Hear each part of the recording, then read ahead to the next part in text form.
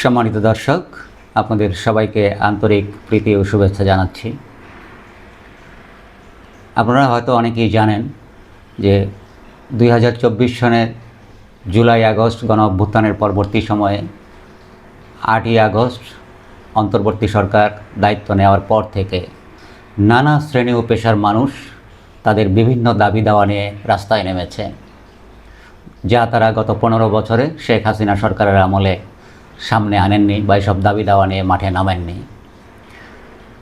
সরকারের স্বরাষ্ট্র উপদেষ্টার তথ্য অনুসারে এ পর্যন্ত এই 14 মাসে প্রায় 1.5 শতাধিক শ্রেণী ও পেশার মানুষ 1.5 শতাধিক আন্দোলন করেছে, তারা দাবি নিয়ে মাঠে নেমেছে। প্রথমে শুরু হয়েছিল আনসারদের দাবি নিয়ে। আনসাররা তাদের চাকরি স্থায়ীকরণের দাবিতে সচিবালয় ঘেরাও করেছিল এবং সচিবালয়ের ভিতরে প্রবেশ করে তাণ্ডব লীলা চালিয়েছিল।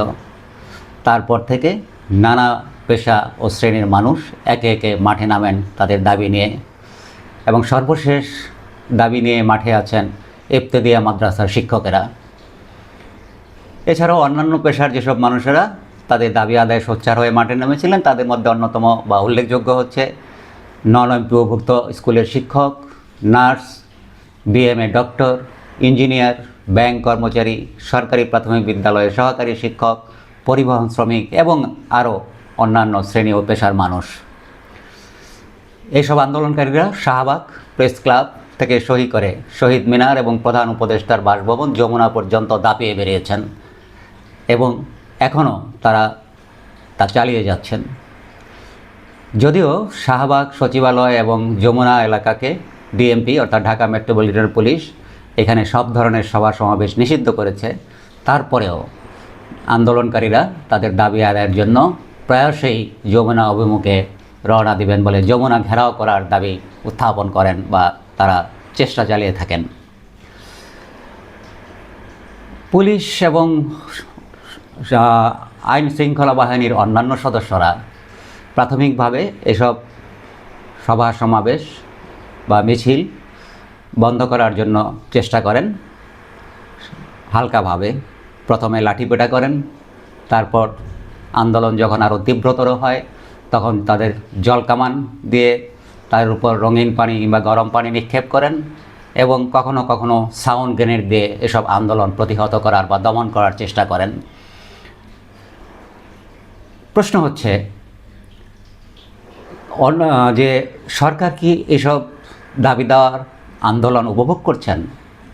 কারণ আমরা লক্ষ্য করি যে কোনো একটি শ্রেণী বা পেশার মানুষ যখন দাবি নিয়ে আন্দোলনে নামে, শহীদ মিনার কিংবা শাহবাগ কিংবা প্রেস ক্লাবে তারা সমাবেত হয় অথবা যমুনা অভিমুখে রওনা দেওয়ার ঘোষণা দেয়, তখন সরকার 7 দিন 10 দিন এসব নিয়ে কোনো উচ্চবাচ্য করেন না, তাদের সাথে কোনো আলোচনাও করেন না, কোনো সমঝোতারও চেষ্টা করেন না। এক পর্যায়ে পুলিশ বাহিনী দিয়ে কিংবা সামরিক বাহিনীর সদস্যদেরকে দিয়ে তাদেরকে নির্মমভাবে লাঠিপেটা করে জল কামান দিয়ে সাউন্ড গ্রেনেড নিক্ষেপ করে তাদেরকে ছত্রভঙ্গ করে আন্দোলন দমানোর চেষ্টা করেন। এই অবস্থায় আমার যেটা মনে হয়েছে যে সরকার কি আসলে খুব উপভোগ করেন এই যে তাদের কাছে দাবি দাওয়া নিয়ে মানুষ হাজির হচ্ছে? তারা কি এই অ্যাটেনশনটা খুব এনজয় করেন? তা না হলে কেন সরকার একবারের জন্য ঘোষণা দিল না যে আমরা অন্তর্বর্তী সরকার, আমাদের পক্ষে এই সমস্ত দাবি দাওয়া নিয়ে কাজ করা সম্ভব নয়, এসব দাবি দাওয়া পূরণ করা সম্ভব নয়। অন্তর্বর্তী সরকার ঘোষণা করেছেন তাদের প্রধানত 3টি কাজ।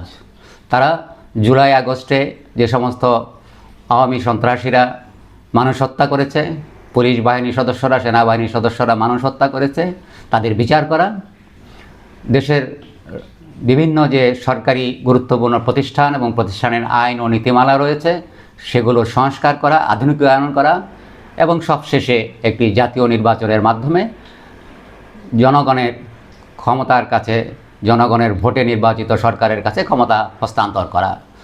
সুতরাং এই সমস্ত দাবি দেওয়া যারা 15 বছরের সামনে আসেননি, সেই দাবি দেওয়া জনগণ মাঠে নামছে এবং জনজীবন বিপর্যস্ত করে চলছে। প্রায় প্রতিদিন ঢাকা শহরের বিভিন্ন অঞ্চল এবং ঢাকার বাইরেও কয়েকদিন আগে আমরা দেখেছি যে ভৈরব জেলা চাই এই দাবিতে ট্রেন আটকে রেখেছে, ট্রেনের উপর আক্রমণ করেছে, শত শত সাধারণ নাগরিক, ট্রেন যাত্রী তাদের দ্বারা আক্রমণের শিকার হয়েছে। সুতরাং এই যে জনগণের জন্য একটি বিপর্যস্তকর পরিবেশ, এই বিপর্যস্তকর পরিবেশ থেকে রক্ষা করতে হলে জনগণকে এই সরকারের, অন্তর্বর্তী সরকারের কি দায়িত্ব ছিল না যে একটি ঘোষণা দেওয়া যে এটা আমাদের কাজ নয়, আপনারা দয়া করে অপেক্ষা করুন, যখন একটি নির্বাচিত সরকার দেশে আসবে সেই সরকারের কাছে আপনারা এই দাবি দাওয়া জানাবেন এবং আপনাদের দাবি দাওয়া যদি যৌক্তিক হয় তবে নিশ্চয়ই সেই সরকার পূরণ করার চেষ্টা করবেন। যারা দাবি নিয়ে আসছেন তাদের আমি দোষ দিচ্ছি না, তাদের অনেকের দাবি হয়তো যৌক্তিক বা কখনো কখনো সেটা অযৌক্তিকও হতে পারে, সে বিচার আমার করবার কথা নয়। সে বিচার সরকারি যারা দায়িত্বপ্রাপ্ত রয়েছেন তারা চিন্তা করবেন কোন দাবি পূরণ করা সম্ভব, কোন দাবি পূরণ করা সম্ভব না। কিন্তু ক্ষমতার মোহ এমন এক জিনিস যেটা আমার বিশ্লেষণে, আমার অভিজ্ঞতায় মনে হচ্ছে সরকারের আচরণ দেখে যে তারা হয়তো তাদের কাছে যে দাবি নিয়ে মানুষ আসছে এটাকে খুব বেশি মজা করছেন এবং নীরবে তারা এটাকে অবজার্ভ করছেন যে আর কোন শ্রেণী পেশার মানুষ তাদের দৃষ্টি আকর্ষণ করতে পারে, এবং তারা যেহেতু ক্ষমতাবান, এখন তাদের কাছে ক্ষমতা আছে, সেই কারণে তারা এই অ্যাটেনশনটা এনজয় করছেন। আমি মনে করি যে এখনও সময় আছে এই সরকারের আরও 3-4 মাস, অবশ্য যদি ফেব্রুয়ারিতে নির্বাচন হয় তাদের 3-4 মাস সময় আছে। তাদের এখনই উচিত একটি পরিষ্কার ঘোষণা দিয়ে দেওয়া যে আমাদের পক্ষে, এই অন্তর্বর্তী সরকারের পক্ষে কোনো ধরনের দাবি দেওয়া, সেটা বেতন বাড়ানো হোক, সেটা অন্য কোনো দাবি হোক, সেই দাবিগুলি আমাদের পক্ষে পূরণ করা সম্ভব না। সুতরাং আপনারা দয়া করে জনজীবন বিপর্যস্ত করবেন না এবং এইভাবেই আমাদের জনগণকে এই সরকার একটি স্থিতিশীল পরিবেশ তৈরি করতে পারে। সরকারের এমনিতেই নানান বিপর্যয়, নানান ব্যর্থতা, সুতরাং তাদের হাজারো ব্যর্থতার মাঝে জনজীবন এমনিতেই বিপর্যস্ত হয়ে আছে, আর এইসব দাবি দেওয়ার ফলে মানুষ রাস্তাঘাটে চলাফেরা করতে পারছে না।